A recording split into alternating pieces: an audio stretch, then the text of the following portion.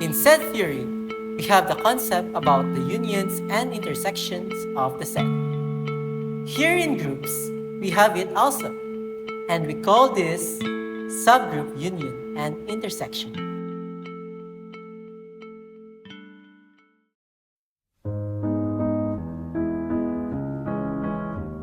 Let's dive into the formal definition of a subgroup intersection. If G is a group such that H and K is a subgroup of G, then H intersect K is a subgroup of G. Moreover, H intersect K is the largest subgroup contained in both H and K.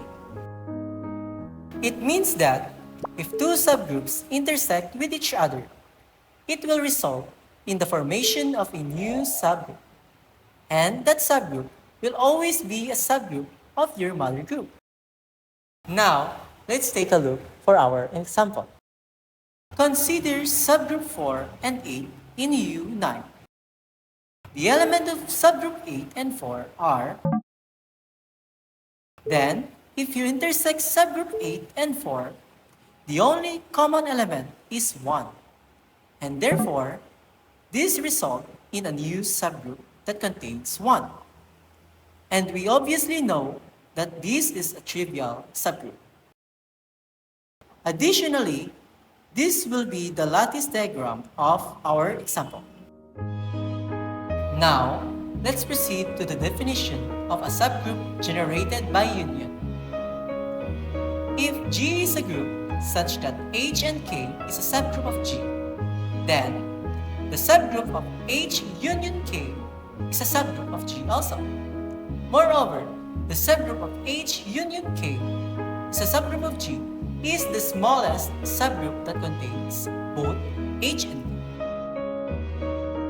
This means that if you take the union of the two different subgroups and the resulting element of the union that you made will be induced to the operation of your mother group, the result will still be a subgroup of your mother group. To understand this concept, take a look of this example. Reconsider subgroup 4 and 8 in U9. Again, the elements are. Then, the subgroup of the union of two groups will result into the subgroup with the set 1, 4, 7, and 8. Since the operation is multiplication, we can list all the possible pairs of A and B in the equation A times B modulo 9 equal to C, where your A and B are elements of your set, and C will be your final element of that subgroup. Now, if we set A equal to 1, we form this possible output. These are from your own set, which is 1, 4, 7, and 8. If we set other type of combination of A and B, we have a new element that have been formed, which is 5 and 2. So, listing all these elements will result to be a generator of a group of U9. Now, take a look at the lattice diagram of this example. To simply illustrate these two theorems, take a moment to analyze this. Here, H and K are the subgroups of any group G. And if you take the union of them, the result will still be a subgroup of your mother group G. These subgroups are called the supremum, or the least upper bound. Another result will be made if you intersect the subgroup H and K.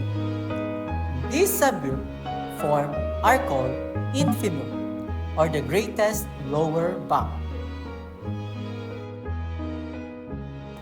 This chapter of this series is all about subgroups and lattice diagram.